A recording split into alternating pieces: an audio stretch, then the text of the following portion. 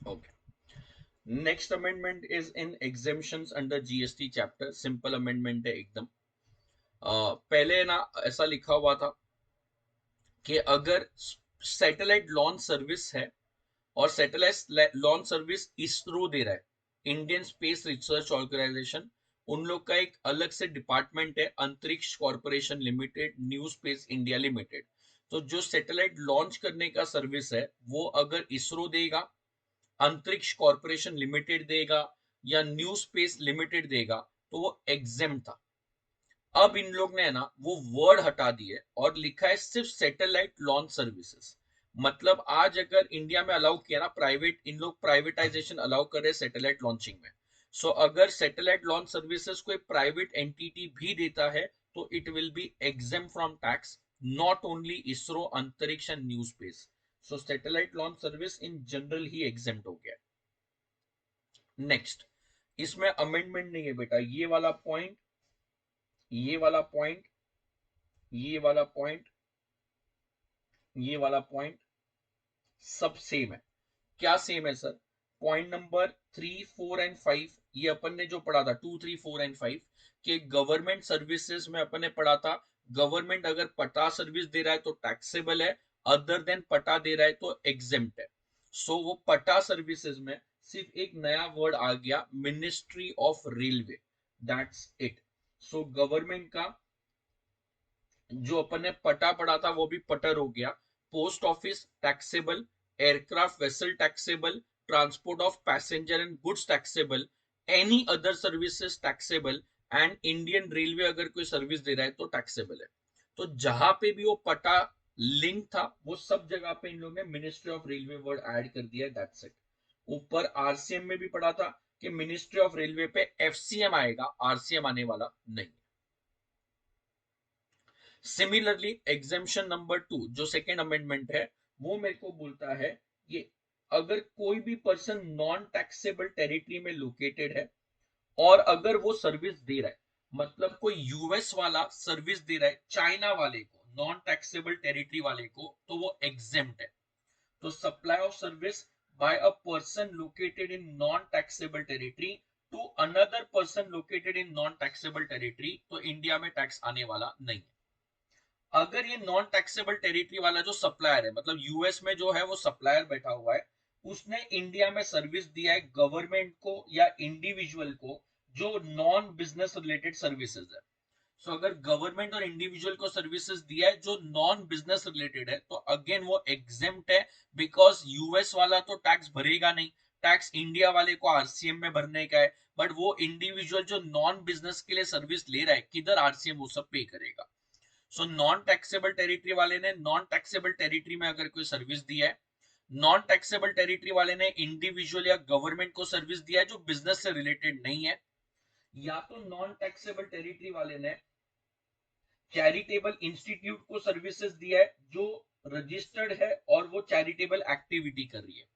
सो charitable institute ने अगर कोई चैरिटेबल एक्टिविटी, जैसे फॉर एग्जांपल चैरिटेबल इंस्टीट्यूट के हॉस्पिटल एग्जेम्प्ट है, तो उसने अगर कोई फॉरेन डॉक्टर का सर्विस लिया है तो वो एग्जेम्प्ट हो जाएगा, इंपोर्ट पे टैक्स आने वाला नहीं।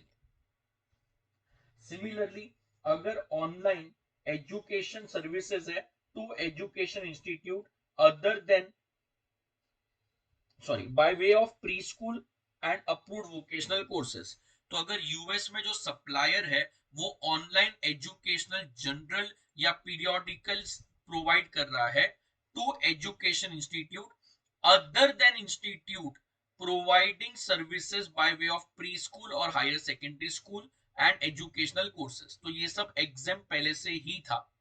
अब इन लोग ने क्या किया है, यहाँ पे वो बोलता है however exemption shall not apply to, मतलब अगर यूएस में जो सप्लायर है वो इंडिया में सर्विस दे रहा है, बराबर है, और ये चार कैटेगरी ऑफ सर्विस दे रहा है तो एग्जेम्प्ट है। हाउएवर वो बोलता है कि अगर इन लोग ओआईडीआर सर्विस दे रहे, जैसे कि नेटफ्लिक्स यूएस में यूएस बेस्ड कंपनी है, नेटफ्लिक्स जो यूएस बेस्ड कंपनी है वो सर्विस दे रही है इंडिया में नीरज को, तो वो टैक्सेबल है, वो टैक्सेबल है। Similarly transport of goods by vessel from a place outside India up to India.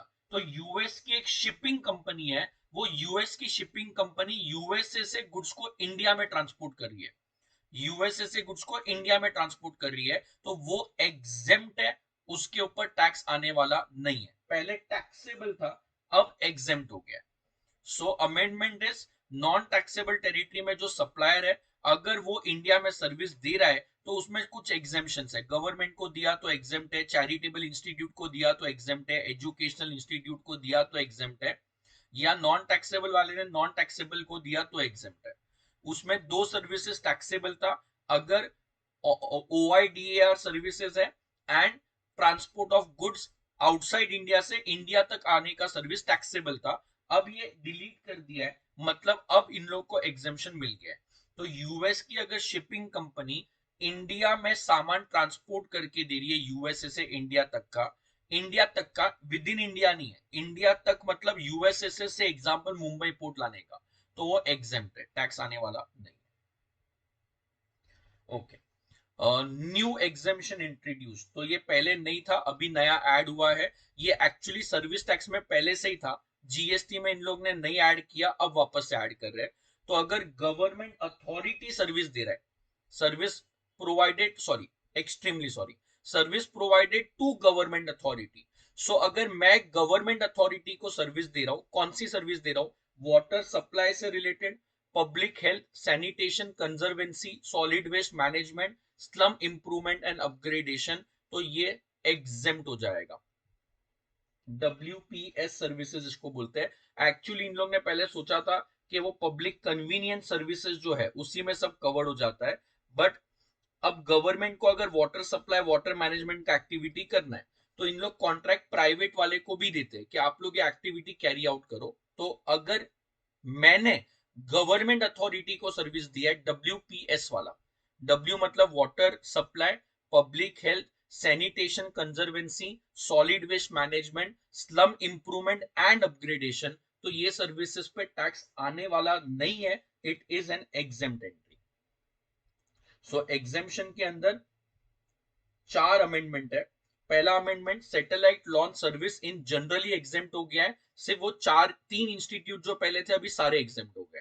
Second point, जहां पे भी गवर्नमेंट सर्विसेज में पटा टैक्सेबल था, उसमें रेलवे अभी नया टैक्सेबल ऐड हो गया है और FCM में टैक्सेबल होगा।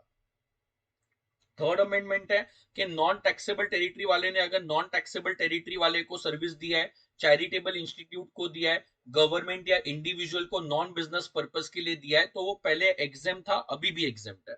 बट दो सर्विस टैक्सेबल थे, अगर नेटफ्लिक्स सर्विस दे रहा है तो टैक्सेबल था, अभी भी टैक्सेबल है। बट अगर कोई ट्रांसपोर्टिंग कंपनी यूएस से इंडिया में सामान ट्रांसपोर्ट कर रही थी तो पहले वो टैक्सेबल था, अब वो एग्जेम्प्ट हो गया, अब वो एग्जेम्प्ट हो गया। एंड अगर गवर्नमेंट डिपार्टमेंट को या गवर्नमेंट अथॉरिटी को आपने सर्विस दिया WPS वाला, तो वो एग्जेम्पशन डेफिनेशन में कवर हो गया।